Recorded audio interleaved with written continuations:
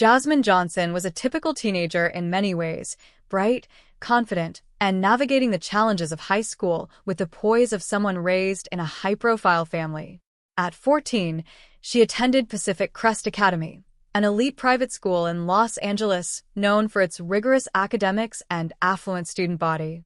As the daughter of Dwayne Johnson, a global icon known for his work as an actor, producer, and former wrestler, Jasmine was used to occasional attention, but she preferred to keep a low profile. Her Polynesian and Black heritage, inherited from her father and mother, was a source of pride, reflected in her long, thick curls, which she wore with confidence.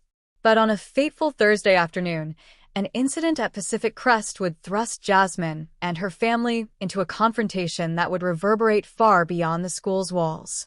It started with a seemingly minor infraction. Jasmine had been called to the principal's office after a teacher reported her for violating dress code by wearing her hair in a loose, natural style rather than the school's preferred, neat and tidy updo.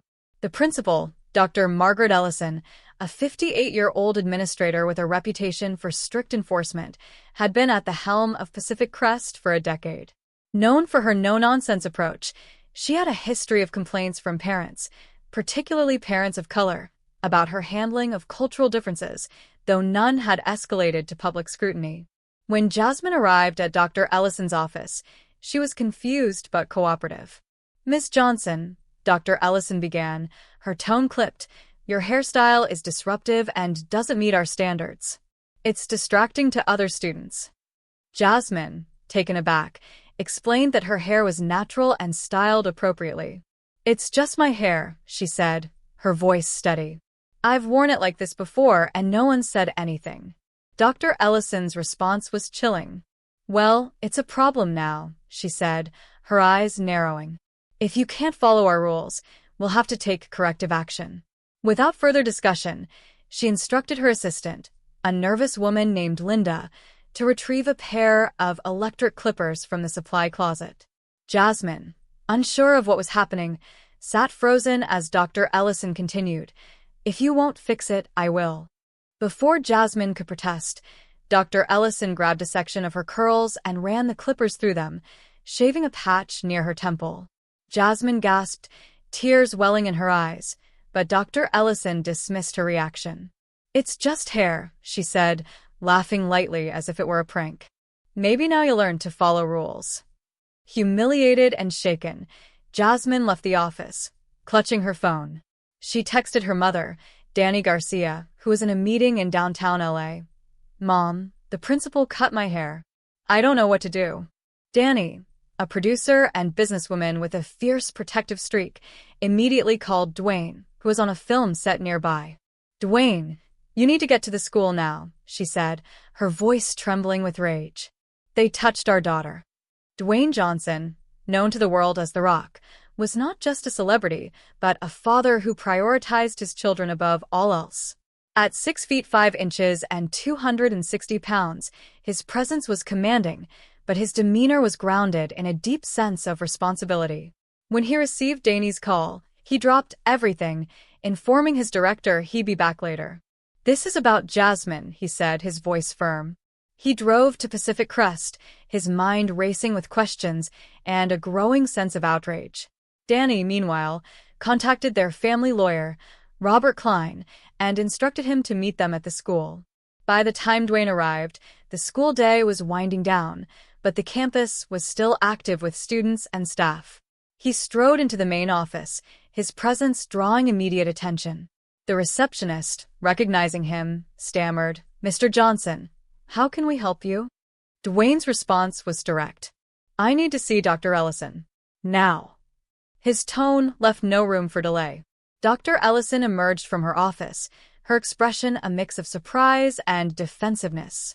"Mr. Johnson, I wasn't expecting you," she said, forcing a smile. "What's this about?" Dwayne, standing tall, kept his voice controlled but intense. "You cut my daughter's hair. You put your hands on her without permission. I want to know why." Dr. Ellison's composure faltered. "It was a disciplinary measure," she said, her voice wavering. "Jasmine's hairstyle violated our dress code." I was teaching her a lesson about compliance. Dwayne's eyes narrowed, his jaw tightening. You think humiliating a 14-year-old is a lesson? You think touching her hair, her identity, is acceptable? You're done here. Jasmine, who had been waiting in a nearby conference room, joined her father, her eyes red from crying. Seeing her shaved patch of hair, Dwayne's heart sank, but he stayed focused. He knelt beside her, whispering, "I'm here, Jazz. This isn't your fault." Turning back to Dr. Ellison, he continued, "You targeted my daughter because of who she is. This wasn't about a dress code. This was personal, and it was wrong." Danny arrived minutes later with Robert Klein, who carried a briefcase full of legal documents. The lawyer wasted no time. "Dr. Ellison, your actions constitute assault and discrimination," he said. "You violated state education codes and federal anti-discrimination laws. We're filing a formal complaint with the school board and pursuing legal action." Dr. Ellison, now visibly shaken, tried to backtrack. "It was a misunderstanding," she said. "I didn't mean to offend anyone." Dwayne wasn't having it. "You didn't just offend," he said. "You traumatized my daughter. You abused your power. And you're going to answer for it." He turned to the assistant principal, Mr. Carter, who had been hovering nervously. "Get the school board on the phone. I want a meeting today." Within hours, the school board's chair, Dr. Susan Patel, was on a video call with Dwayne, Danny, and Robert. Jasmine, still shaken, sat quietly as her parents laid out the incident. Dr. Patel, horrified, promised an immediate investigation. "Mr. Johnson, Ms. Garcia, we take this seriously," she said. "Dr. Ellison will be placed on administrative leave, pending a full review." But Dwayne wasn't satisfied with the review. He knew the incident wasn't isolated. Other parents had shared similar stories about Dr. Ellison's behavior towards students of color. He demanded her termination and a complete overhaul of the school's policies on cultural sensitivity. "This isn't just about Jasmine," he said. "This is about every kid who's been targeted because of how they look or who they are. Pacific Crest needs to do better." Over the next 48 hours, the story exploded. A parent who had overheard the incident posted about it on social media, and the post went viral, amplified by Dwayne's massive following. Hashtags like #JusticeForJasmine and #EndSchoolRacism trended, drawing national attention. News outlets picked up the story, framing it as a stark example of systemic bias in private education. Dwayne, careful not to escalate the public frenzy, issued a statement through his team. "No child should face discrimination at school. We're holding Pacific Crest accountable and working to ensure this never happens again." The school board acted swiftly.